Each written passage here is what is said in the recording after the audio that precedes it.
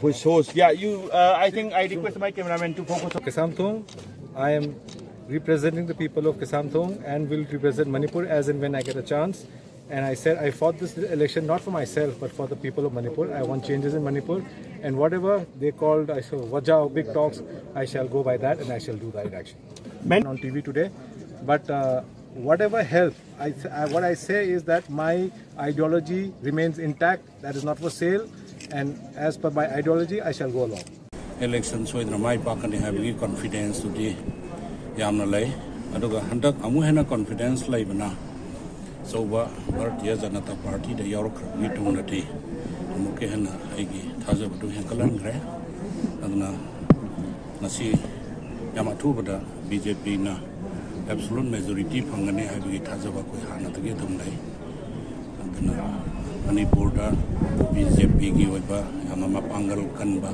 sarkar amal lairgani aduga Manipur prajagi ai phana ba soina topanga mangani habi thajabadu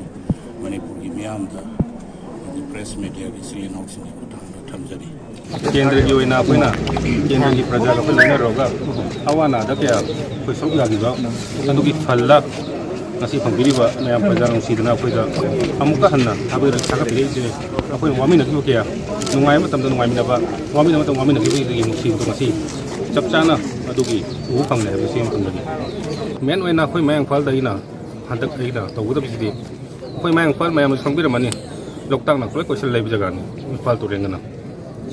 koisal lei jaga si sida loktak khoi ki project sarak matam da lamang ki ba kya khoi ku changam da ba akhoi na sahi manga sida corona marakta ising chaw marakta khoi na khara semri seme adubu lem hori ba khoi tawuda ba more than 90% le hori khoi na use taw ya travel khoi na wet and hagadra masi ja khoi na sembi raga praja da khusina raga senthok lambi kari haibno makoi da senthok lambi thokna ba house khudingi economic kitang su hekana bana ai plan tawre ta ki sai manga akoi maru ni youth singse youth sing education gi lambi sitaina akoi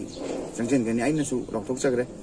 ai youth ki sida lai la su tamna bada every year 20 lakh amai kai tho tham gani na ai maru tham jagre adu maru aina education sida emphasis yam ki tamo handaki election da pre-poll violence yam thok gi sang ji mo election de gi heng gi masi BJP na lising bo government sina sathak ki banda bhusa hulgi election da to yawe na tamo khambi bo ma masi ama hun badi hangde Manipur da tai gi se democracy chatli bra chat tabrai se akoi isam ko dong kyan ta dre kan Burma ga thangna badagi morero me am chat badagi Burma gi nuksi to ko se phang he chap chan lowi akoi isam ko politician hoita je vote le pos ikai yaure he ta praja sing sin politician sing si u bada ki tuku saba akoi gi tari sing si handak ki su ayambadi masi elected hiding de masi akoi di selected hai tare ko kana mo kangbu grana select torga loi khan gi boina loi taw hai tare